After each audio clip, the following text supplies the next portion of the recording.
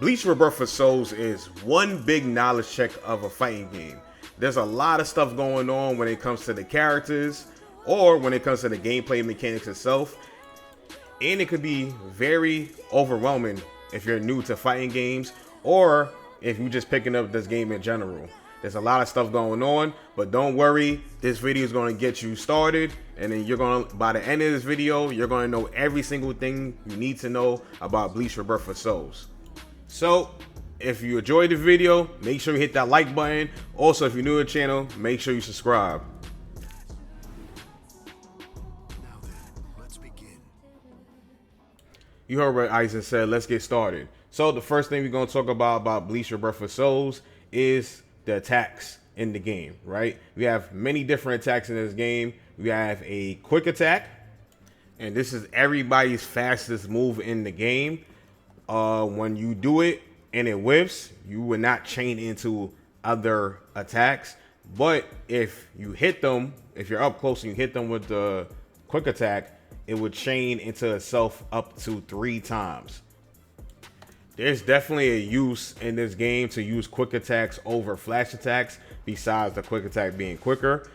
When you use a quick attack, it takes about 4 interactions to gain at least 50% of your meter, where when you use a flash attack, it takes double the interactions. So quick attacks gains you more meter than flash attacks.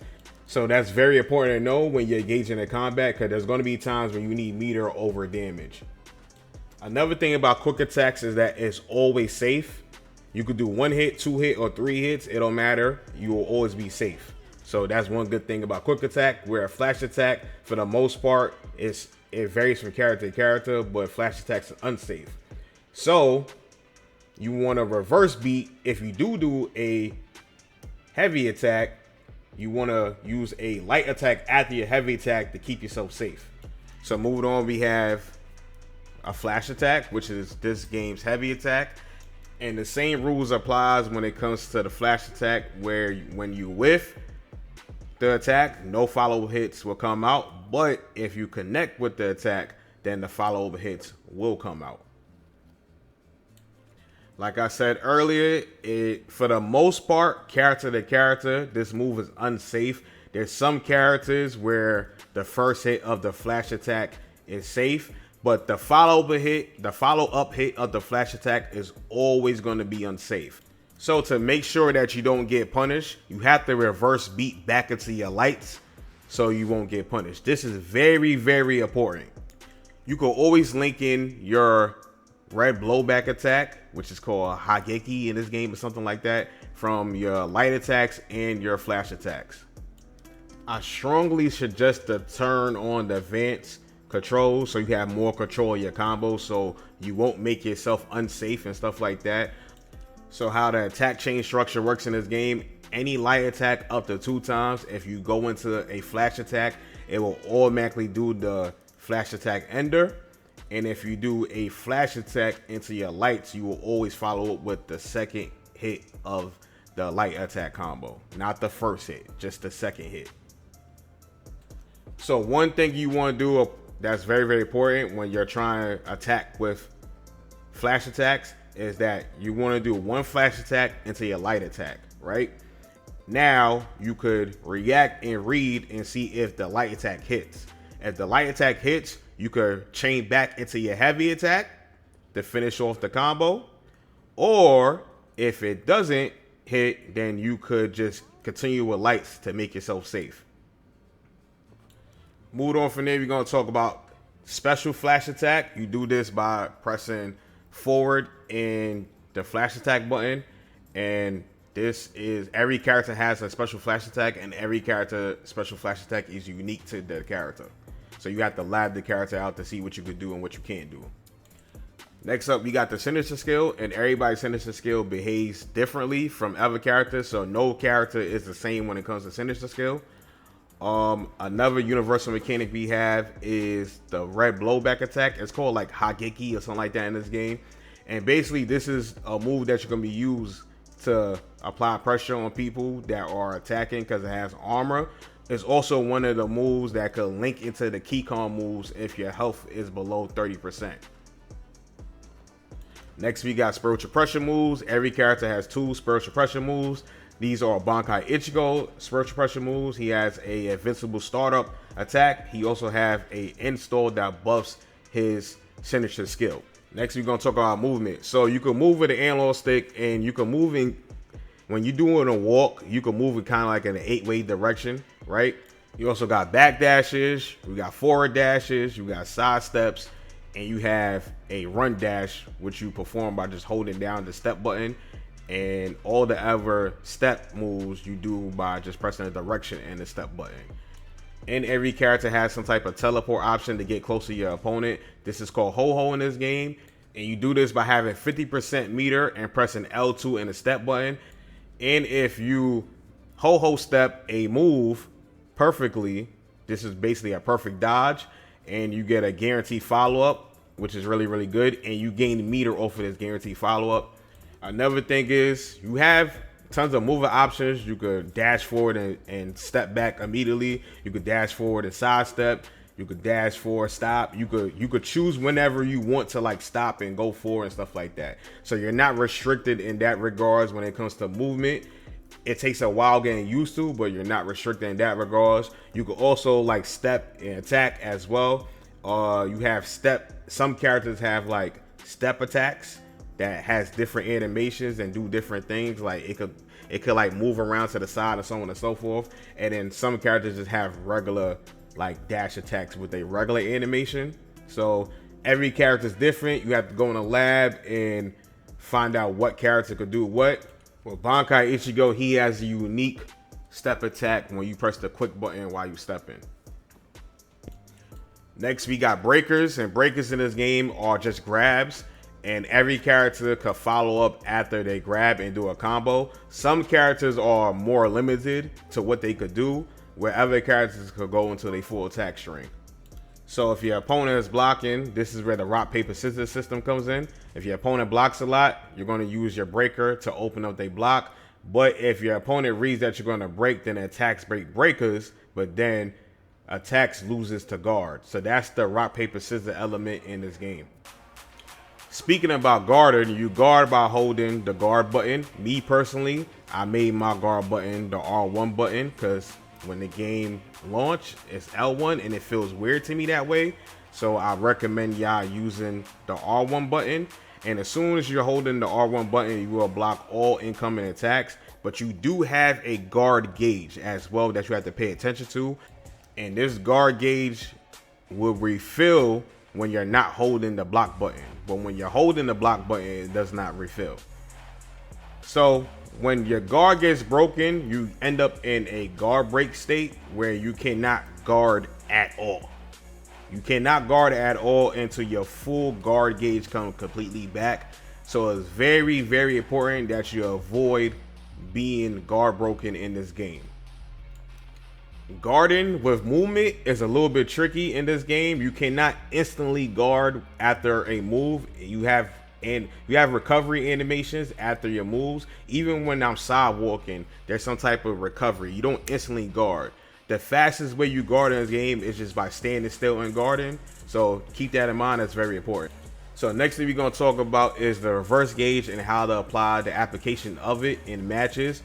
This is something that's very, very important, and you just don't want to just waste your resources. I see people just wasting their resources just to do a bad combo, and you need that reverse gauge for a lot of other stuff besides combos.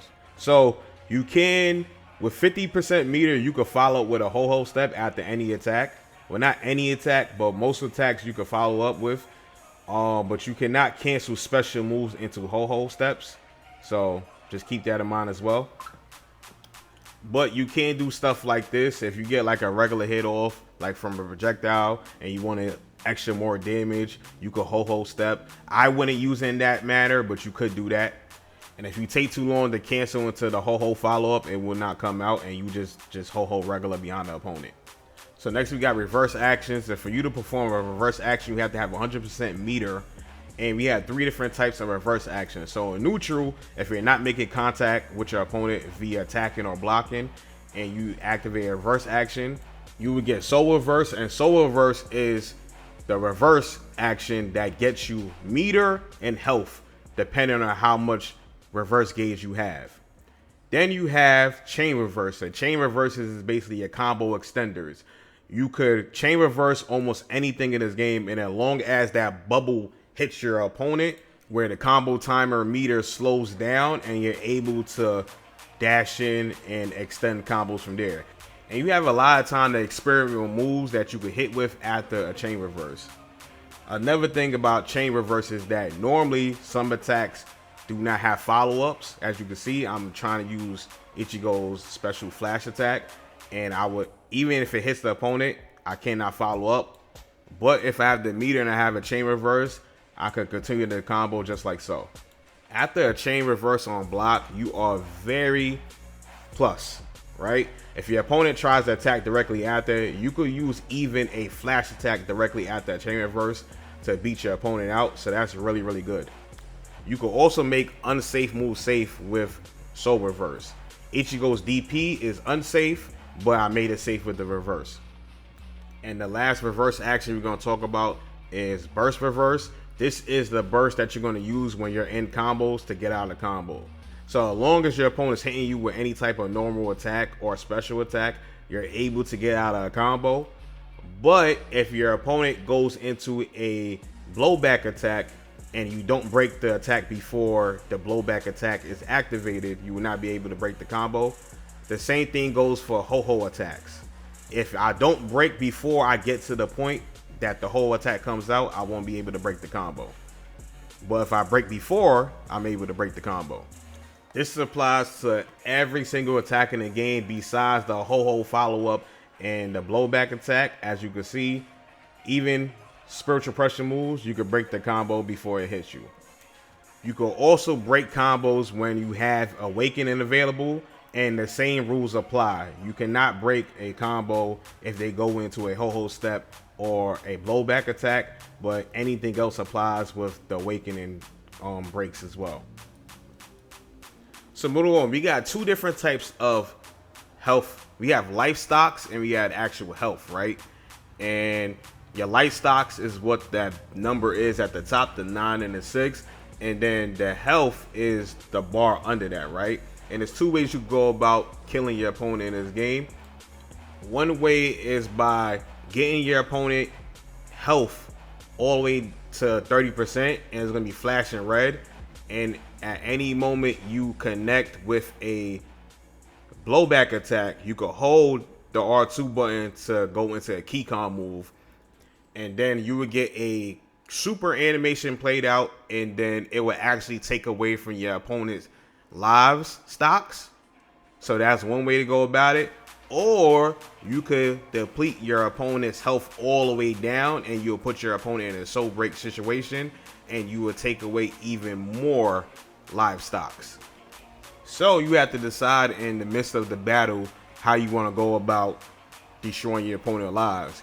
You could go for the soul break, but what if your opponent is having an advantage on you and you need to get quick lives gone from your opponent? You could opt for that.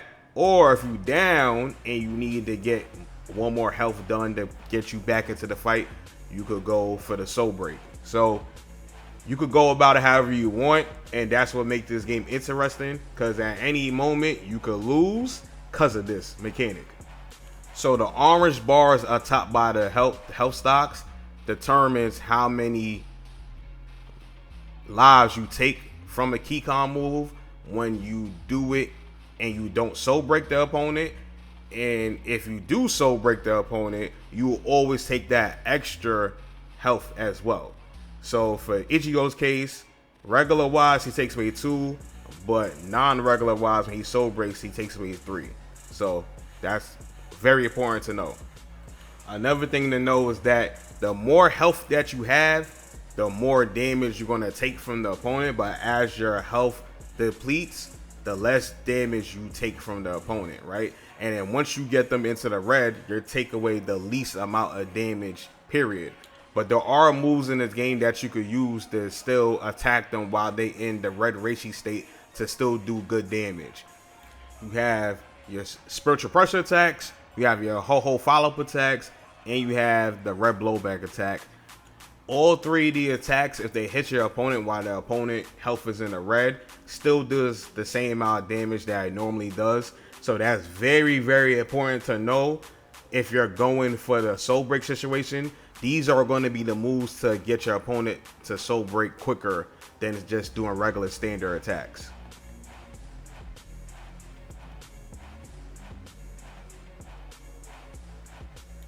The next gauge we're going to talk about, and this is a very important gauge as well, and you could overlook this gauge, it's the fighting spirit gauge. So fighting spirit gauge is how you get into awakening. So as you fight, the more you take hits and the more you do damage, your fighting spirit gauge fills up, and when it fills all the way up to the max, you will be able to use awaken. And as you can see right here, it's all the way max, and once I use awaken, I will lose my fighting spirit gauge and it will start all over. But once you're in awakening, your character is stronger than the base version of that character, and then you're fighting again to build this meter up again, right? And there's a reason for you to build the meter up again, because as time goes on, you get stronger, you get quicker, and so on and so forth. Also, you get a different property to your keycon move. So when your fighting spirit in awakening is not all the way up, you do the regular keycon move, right? But when your fighting spirit in awakening is all the way up, you will gain access to your strongest keycon move, and when you do your strongest keycon move, you're going to take away the most live stocks as possible. So yeah, that's very important to know. So next thing we're going to talk about is Reawakenings. Reawakenings is something that certain characters have in this game, and there's different ways to trigger it, right? But for the most part, you have to be in your awakened state, and you have to have your fighting spirit all the way up. I don't think Sao Paulo falls under this. I think he doesn't have to have his awakened, his fighting spirit all the way up. But when it comes to Bankai Ichigo, Uryu, Aizen, and Okioda, they do.